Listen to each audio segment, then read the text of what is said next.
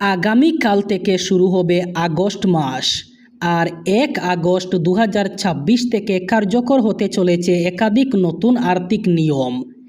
এই পরিবর্তনগুলির সরাসরি প্রভাব পড়তে পারে সাধারণ মানুষের পকেট ও দৈনন্দিন খরচের উপর। প্রতি মাসের মতো এবারও ব্যাংকিং, বিনিয়োগ, কর ব্যবস্থা, রেল টিকিট বুকিং এবং এলপিজি সিলিন্ডারের দাম ও আরও কয়েকটি গুরুত্বপূর্ণ পরিষেবার নিয়মে বড় পরিবর্তন আসতে চলেছে। প্রথমত, 1 আগস্ট থেকে ভারতীয় রেল তৎকাল টিকিট বুকিংয়ের নিয়মে পরিবর্তন আনছে। নতুন নিয়ম অনুযায়ী তৎকাল টিকিট বুকিং শুরু হওয়ার সময় থেকেই টোকেন দেওয়া হবে। ইন্ডিয়ান এক্সপ্রেসের প্রতিবেদন অনুযায়ী এই পরিবর্তনের মূল উদ্দেশ্য হল রিজার্ভেশন কাউন্টারে ভিড় কমানো এবং যাত্রীদের জন্য টিকিট বুকিং আরও সহজ করা। দ্বিতীয়ত, আয়কর রিটার্ন দাখিলকারীদের জন্য গুরুত্বপূর্ণ নিয়ম। 2026-27 অর্থবর্ষের জন্য আইটিআর 1 এবং আইটিআর 2 জমা দেওয়ার শেষ তারিখ ছিল 31 জুলাই। যারা নির্ধারিত সময়ের মধ্যে রিটার্ন জমা দিতে পারেননি তাদের জরিমানা দিতে হবে। এছাড়াও দেরিতে রিটার্ন জমা দিলে কিছু বিশেষ কর ব্যবস্থা সুবিধা নেওয়ার ক্ষেত্রেও সীমাবদ্ধতা তৈরি হতে পারে। এদিকে ক্রেডিট কার্ড এবং এফডির নিয়মেও আসতে পারে পরিবর্তন। 1 আগস্ট থেকে বিভিন্ন ব্যাংক তাদের ক্রেডিট কার্ডের নিয়মে পরিবর্তন আনছে। এর মধ্যে থাকতে পারে রিওয়ার্ড পয়েন্টে পরিবর্তন, বার্ষিক ফি অথবা অন্য চার্জ এবং বিভিন্ন পরিষেবার শর্তে পরিবর্তন। এদিকে আগামী 1 আগস্ট এলপিজি সিলিন্ডারের দামে পরিবর্তন আসতে পারে। ইরান ও আমেরিকার মধ্যে সংঘাতের জেরে আন্তর্জাতিক বাজারে তেল ও গ্যাসের সরবরাহে প্রভাব পড়েছে। এর ফলে মার্চ মাসে এলপিজির দাম 60 টাকা পর্যন্ত বাড়ানো হয়েছিল। এরপরে জুন মাসেও বাণিজ্যিক গ্যাসের সিলিন্ডারের দাম বৃদ্ধি পায়। তাই আগামী 1 আগস্ট আবার তেল বিপণন সংস্থাগুলি এলপিজি সিলিন্ডারের নতুন দাম ঘোষণা করতে পারে। এদিকে আধার ও সিকেওয়াইসি 2.0-র নতুন ব্যবস্থা। 1 আগস্ট থেকে আধার সংক্রান্ত একটি গুরুত্বপূর্ণ পরিবর্তন কার্যকর হতে চলেছে। ভারতীয় ব্যাংক, বীমা সংস্থা এবং অ্যাসেট ম্যানেজমেন্ট সংস্থাগুলি কমন কাস্টমার আইডেন্টিফিকেশন সিস্টেম চালু করতে চলেছে, যার নাম সেন্ট্রাল নো ইওর কাস্টমার অথবা সিকেওয়াইসি 2.0। নাগাল্যান্ডের দয়াং জলবিদ্যুৎ প্রকল্পে জলস্তর বেড়ে যাওয়ায় আবার 3টি গেট খুলে দিয়েছে north eastern electric power corporation অথবা নিপকো। তথ্য অনুযায়ী প্রকল্প থেকে প্রতি সেকেন্ডে প্রায় 94,000 লিটার জল ছাড়া হচ্ছে। উল্লেখ্য, উজান অসমের বিভিন্ন জেলায় ভয়ঙ্কর বন্যা পরিস্থিতির সময় নিপকো প্রথমে 4টি গেট খুলে জল ছেড়েছিল। পরে বৃষ্টির পরিমাণ কমে যাওয়ায় গেটগুলি বন্ধ করে দেওয়া হয়।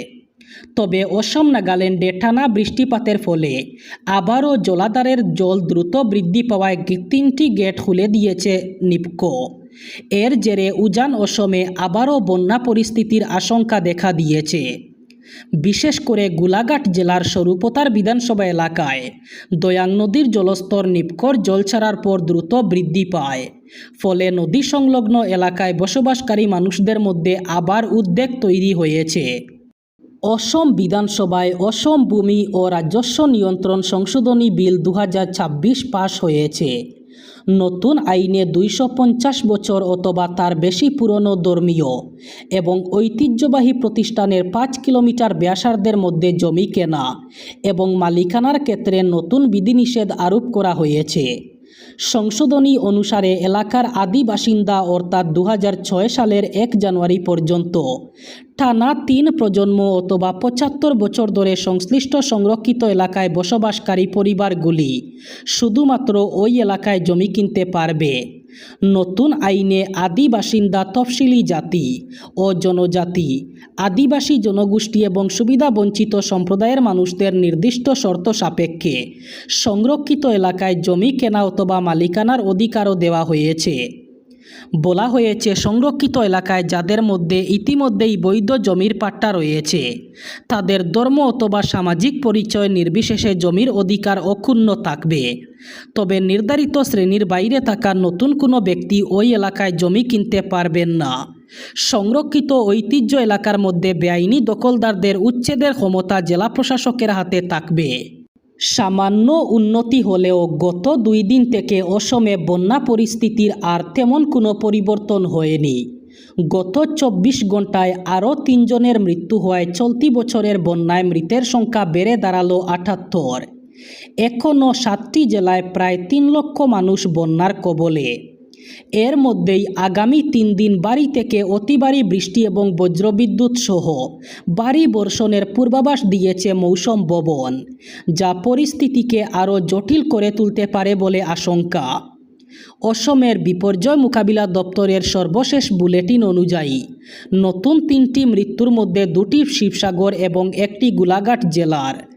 বর্তমানে বন্যার প্রভাবে সবচেয়ে বেশি ক্ষতিগ্রস্ত 7টি জেলা হল শিবসাগর, চড়াইদেও, গোলাঘাট, যোরহাট, নোয়াগাঁও, বিশ্বনাথ এবং কামরূপ মেট্রো।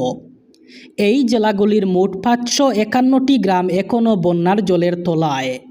অযোধ্যায় বাবরি মসজিদ ধ্বংস করা উচিত নয়, এই ধরনের কথা বললেই কেউ দেশদ্রোহী হয়ে যায় না।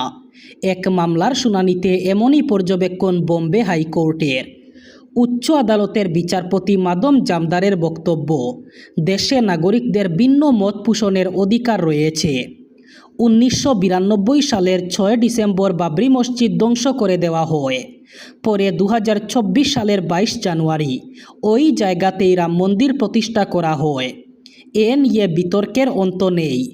সম্প্রতি বাবরি মসজিদ ধ্বংস সহ একাধিক বিষয় নিয়ে সরব হয়েছিলেন সোশ্যাল ডেমোক্রেটিক পার্টি অফ ইন্ডিয়ার 2 সদস্য।